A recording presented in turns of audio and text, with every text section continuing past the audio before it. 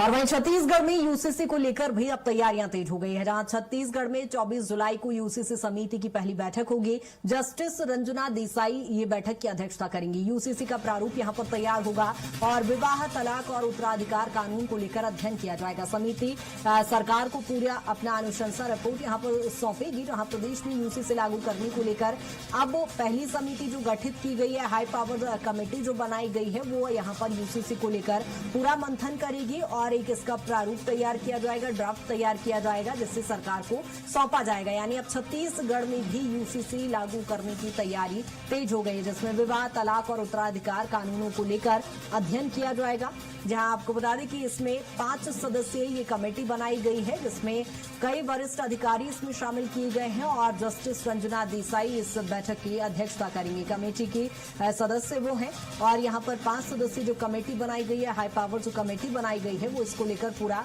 मंथन करेगी। और इसी पर ज्यादा जानकारी के साथ सहयोगी दिलीप हमारे साथ जुड़ गए। दिलीप, अब छत्तीसगढ़ में यूसीसी लागू करने की तैयारी है?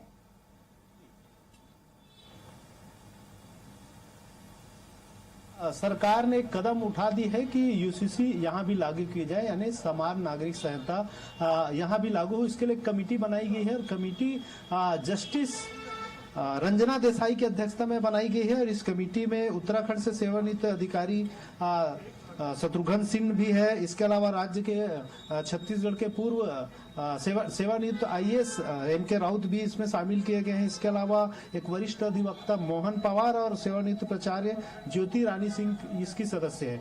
इस कमेटी की जो पहली बैठक है 24 जुलाई को होगा।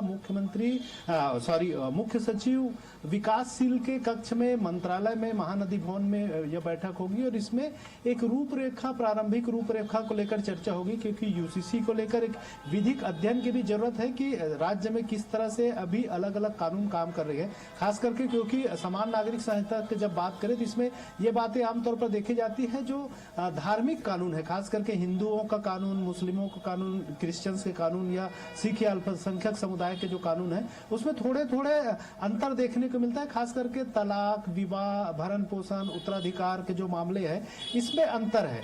बाकी जो कानून है एक तो समान तरीके से ही लागू होता है, चाहे चोरी का हो, डकैती को, हत्या है, मर्डर है, रेप है, इस तरह के जो मामले हैं सामान्य कानून तो सबके लिए समान रूप से लागू होते हैं। लेकिन आमतौर पर जो धार्मिक कानून है, धार्मिक व्यवस्था है, ये इसमें डिफरेंसेस देखे जाते हैं। तो इसमें इसको भी एक तरह से कैसे समान नागरिक संहिता के तौर पे सभी धर्मों के लिए समान कानून किस तरह से बनाया जाए, ये एक पेचीदगी है इसमें। इसको लेकर विधिक रूप से क्या क्या कमियां हैं, क्या दिक्कतें, इसको लेकर ही अध्ययन किया जाएगा। उसके बाद फिर एक समान नागरिक संहिता का एक प्रारूप तैयार किया जाएगा और उस प्रारूप को फिर राज्य सरकार को एक रिपोर्ट के रूप में प्रस्तुत करेगी। फिर उस रिपोर्ट पर अध्ययन करके फिर राज्य सरकार उसे विधिक रूप में लागू करने के लिए पहले विधानसभा में विधेयक के रूप में पारित कराएगी।